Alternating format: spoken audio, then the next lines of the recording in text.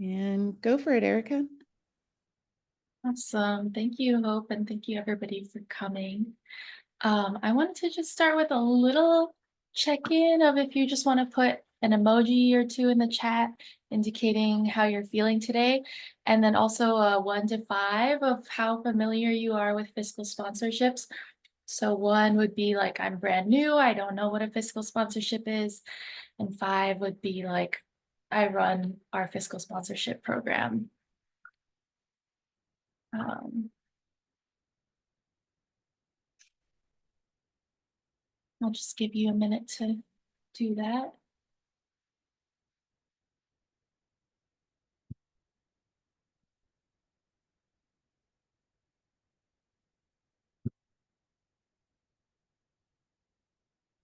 Cool, we got some 2s, 3s, 4, 1. All right, that's good for me to know. Feel free to keep dropping your answers in the chat. Um, and yeah, my name is Erica Sato. I use she and they pronouns. I'm an attorney at the law center. I've been working here for about 3 years, and during that time, I have worked with some of our fiscally sponsored projects and in our fiscal sponsorship circle. Um, and then I've also done financial and admin work at Selk and kind of held roles overseeing our budget, our salary calculator, and our payroll. Um, and then I've also had clients who are nonprofits and fiscally sponsored projects. So that's where I'm getting some of this information. Yeah, thank you all for being here. And so today we're going to start with the basics of what is fiscal sponsorship, why might you want to do it. Then we'll get into the specifics of how does it work and the various models, a couple of them. And then we'll kind of turn to the practicals of how to find a fiscal sponsor, fiscal sponsorship agreements, and maybe some alternatives to fiscal sponsorships. I also want to note to just please take care of yourself. Feel free to take breaks or just listen and not watch. Have your camera on or off. This presentation will be recorded, and we're also sharing the slides in the chat and afterwards, so you can always come back to things, and also check out our free online legal cafes if you need individualized help after this. All right, so what is fiscal sponsorship? It's a relationship that allows a group or organization that doesn't have its own tax exemption to borrow it from another organization that does have it. So we're going to be using these terms, fiscal sponsor and fiscal sponsee. So you have the tax exempt org, which is the fiscal sponsor, and they receive and channel grants and donations to the fiscal sponsee or fiscally sponsored project. And sometimes the sponsor will also provide other services to the sponsee other than channeling grants and donations.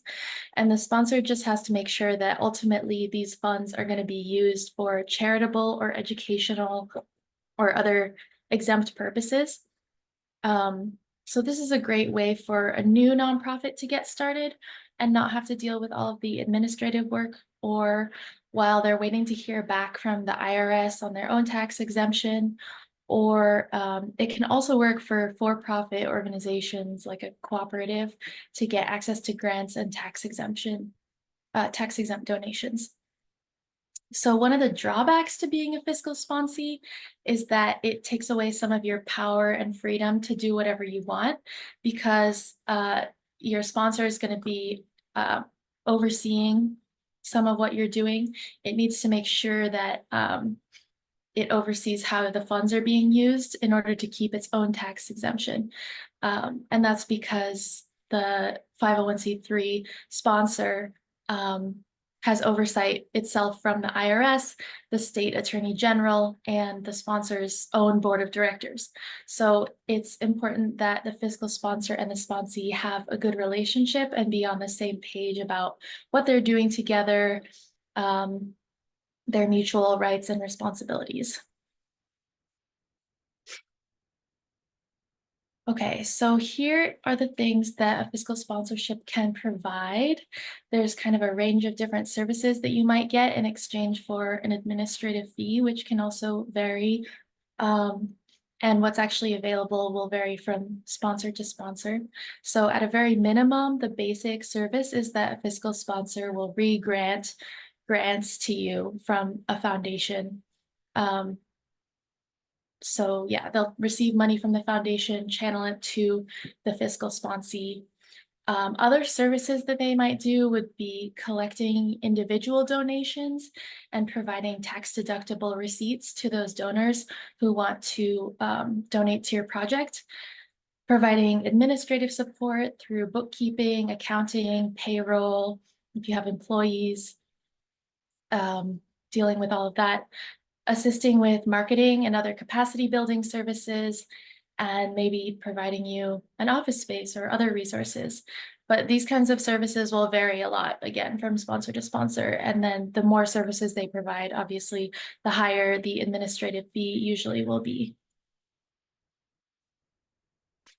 Okay, now let's talk about what kind of work can be funded using fiscal sponsorship. So 501(c)(3)s have a list of allowable purposes, which include charitable, educational, scientific, religious, amateur sporting competitions, preventing cruelty to animals. Um, so for anyone seeking fiscal sponsorship, your activities that will be fiscally sponsored need to fall into one of these allowable purposes. And then depending on who your sponsor is, um, they may have a narrower set of those purposes, so it'll need to line up. Otherwise, your sponsor could be in trouble and could lose their tax exempt status or things like that. So we're going to talk mostly about charitable purpose because that's the most common one. Although, we're experimenting with other things as well, like religious purpose 501(c)(3)s. Um, so the IRS defines charitable to include relief of the poor, the distressed, or the underprivileged, advancement of religion, advancement of education or science, erection or maintenance of public buildings, monuments, or works, lessening the burdens of government, lessening neighborhood tensions, eliminating prejudice and discrimination, defending human and civil rights secured by law, and combating community deterioration and juvenile delinquency. So you can think about how your work might fit into one of these categories, or one or more.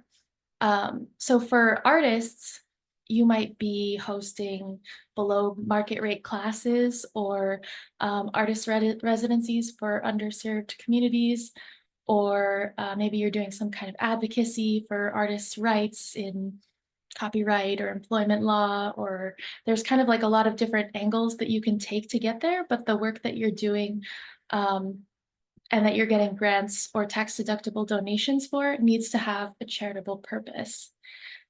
Um, so this definition is a little bit flexible and changing.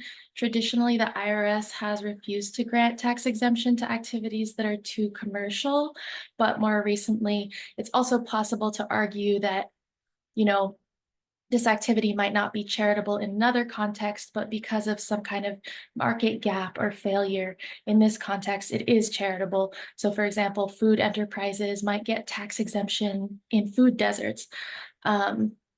And for artists, this might look like providing programming specific to a community that can't easily get it elsewhere, like programming specifically for like Black or disabled artists or something like that, even if you're charging them market rates. Okay, so now we're going to back up a little bit so that we can get deeper into the specifics. So a few more definitions, legal concepts and how they work together. We like to use this cake metaphor to describe it. So you can think of every organization like a cake, and the sponge of the cake is the entity and the icing is the tax status. So you can mix and match the sponge and the icing. And then there's also this infinite possibility for the actual ingredients that make up the cake and the icing, and that's in your internal financial governance and operational structure and shows up in your policies, practices, and bylaws.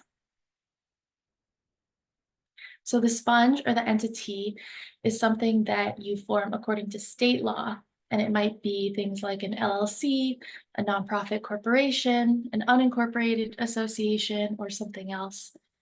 If you're a group of people doing something together, you kind of automatically become an unincorporated association under at least California state law. And then if you want to incorporate as a formal entity and get liability protection, then that's when you would register with the Secretary of State. The icing or tax status, on the other hand, is something that you can elect or apply for at the federal level, usually to achieve a particular tax benefit. It might be one of the 501(c)s or a variety of non-exempt options for how you pay your taxes. Um, and there are some tax statuses that you can just claim, and then there are others that you have to apply for. Oops. So coming back to our original graphic, fiscal sponsorship allows you to borrow another organization's tax exemption or their icing. And depending on how specifically you do that, you get slightly different results. So different fiscal sponsorship models give you different relationships and different results. Um, and we'll start with the kind of conceptual differences, and then we'll talk about the practicalities and the pros and cons. Um, Essentially, there's kind of model A on the one hand, and then there's model B and C on the other. And there's also other models, but they're a little bit less common. Model A is the most common type of fiscal sponsorship. And with Model A, the fiscal sponsee is actually just a project of the fiscal sponsor. So it doesn't have its own entity or cake at all. It's part of the same organization. Um, in models B and C, the sponsee does have its own entity or cake, but it just borrows the sponsor's tax status or icing. So um, yeah, the previous slide image is a little bit more like a model B or C situation because there's a separate cake involved. Um, in model B, the sponsee is like an independent contractor for the sponsor. And then in model C, the sponsee is a sub-grantee of the sponsor. But the two options end up being a little bit fairly similar for the actual sponsee. It matters more for the fiscal sponsor and how it reports things on its taxes. So we won't get too much into the details of that. I think the most important thing to know is whether you want Model A or you want Model B or C. So under Model A, your sponsor's board of directors is your board of directors because you're part of the same organization. So that means that fiscal sponsors of Model A projects have a lot of control over their sponsees' activities. And this would especially come into play anytime the sponsee wants to do something that the sponsor might perceive as legally risky, like having volunteers and paying them, or engaging in civil disobedience. And this is the kind of thing that can result in a lot of conflict between the sponsor and the sponsee. So just want to make sure that you're on the same page about all of that. On the other hand, Model A is really great for new organizations because you can learn a lot from your sponsor about how to run a nonprofit, and you can get help with all of the administrative work. Models B and C, the sponsor has a lot less control over the sponsor has a lot less control over the sponsee. That's because the sponsor and the sponsee are separate organizations. And so the sponsor pretty much just has control over how the money that it channels will be spent. But the sponsee can have other activities on the side that have nothing to do with the sponsor. And, they might be purely commercial. So this is good for for-profit organizations usually. And with this model, there's not going to be the same administrative support as with Model A. And Yeah, the other important piece here is that Model B and C fiscally sponsored projects still have to pay income taxes on the money that they get through a fiscal sponsor. But the paying income taxes thing is not necessarily as big of a deal as it sounds like it might be. And that's because fiscal sponsorship can also help you control the timing of your income and when it comes in to reduce your overall tax burden.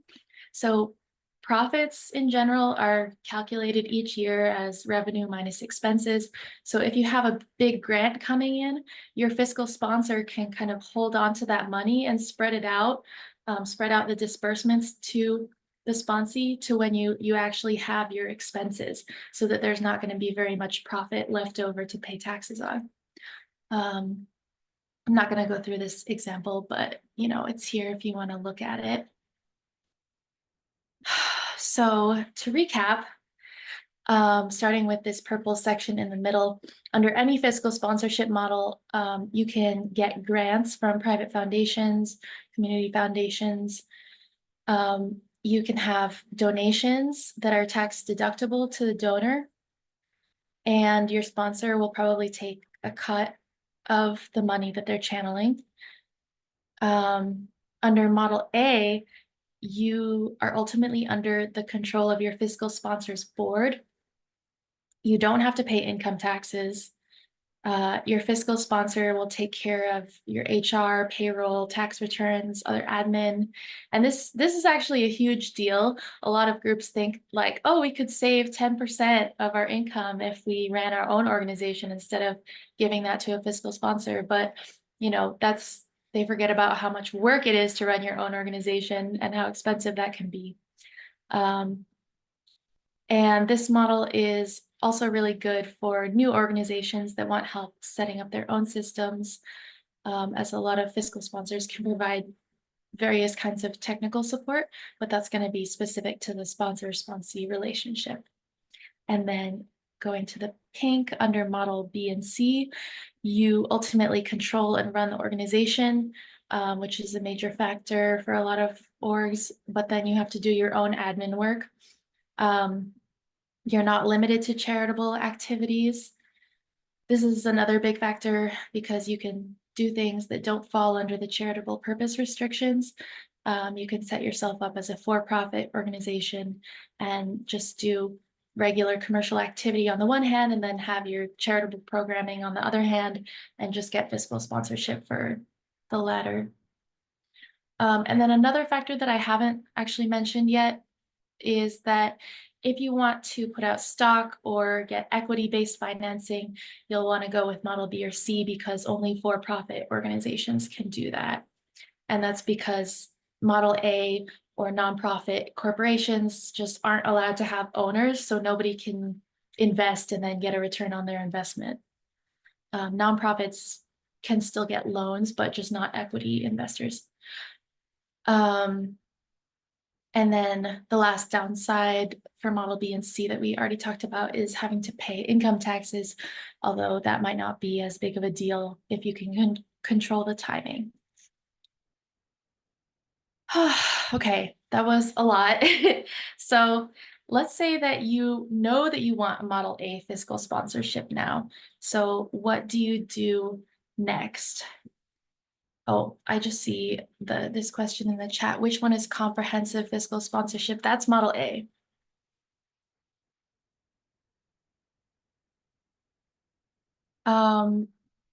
Okay, so I would definitely first suggest looking at some of these fiscal sponsorship directories.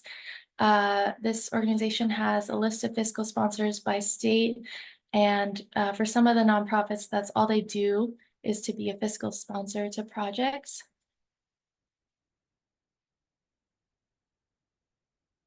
You can also look in your own ecosystem. Sorry about that background noise. I hope it's not too loud. Yeah, any nonprofit can become a fiscal sponsor, and you might be surprised at the number of nonprofits that do it but are not listed in the directories. So yeah, just like any business opportunity, you want to look for a nonprofit that you can trust and whose values align with yours. So say you found a list of potential sponsors. What do you want to do next? Well, first, you have to figure out what model you have in mind, A or B or C. What services do you need the sponsor to provide? The more services you need, the higher the admin fee. And then what admin fee are you willing to pay between, 3 to 15 or 20%? And you should try to negotiate your fee, especially if you're doing model B or C, um, or if you know you don't want to have any employees because that's a big part of the work, or if you know that you don't need your sponsor to collect small donations on your behalf because that's also a lot of work. So if you're not doing those things, then you should be able to pay less. Um, And then when you're assessing the sponsor, you want to look at things like their mission statement. Do you have a similar mission as the nonprofit? Funding overlap. Will you have overlapping funders and will that help or hurt you both? Sufficient resources and infrastructure. Does the sponsor have capacity and experience needed to properly sponsor you? And then reputation and trust. Does the sponsor have a good reputation in the community? I actually don't think that we will have time to go over the sample fiscal sponsorship agreement, but if you want to look in the slide deck later, you can. It'll be here. And for now, just know that the fiscal sponsorship agreement is going to be really important because fiscal sponsorship is contract based. So all of your rights and responsibilities will be determined by what the contract says. So it's important that you understand the contract and that it accurately and fairly lays out everybody's expectations, and has some planning for what should happen if the relationship doesn't work out. And it should include something about how to resolve conflicts, how each party can end the relationship, and what will happen with the money that the sponsor is holding for the sponsee if that happens. Okay, a few last points. So technically, you don't have to be a 501(c)(3) or be fiscally sponsored to get a grant from a foundation. So you could try asking your funder to just give you the funds directly, but a lot of foundations don't want to do this because it's more work for them. They have to do expenditure responsibility, which means that they have to basically monitor you to make sure that you're doing what you said you were going to do with the money. Versus in a fiscal sponsorship, the funder is kind of assigning that work to the sponsoring nonprofit. We have found that funders might be more willing to do this for a small grant amount and also if they're private foundations rather than community foundations. Um, I'll also note that you can get donations without being fiscally sponsored or a 501(c)(3). They just won't be tax deductible to the donor. But that doesn't really matter for most people who are just taking the standard deduction on their taxes anyway. Okay, there may also come a point in time that a fiscally sponsored project wants to spin off and become its own self-standing entity. Selk did this around 3 years in, and when you're unfiscally sponsoring, we just advise creating a contract stating where the sponsor should be transferring your funds to and by when. And we also have some resources that you can check out here on fiscally sponsoring and on starting your own nonprofit. Here's a few more resources you can check out later if you want. And that's it. You can go to Q&A. Thank you so much, Erica. I'm going to stop recording, and I did receive some questions.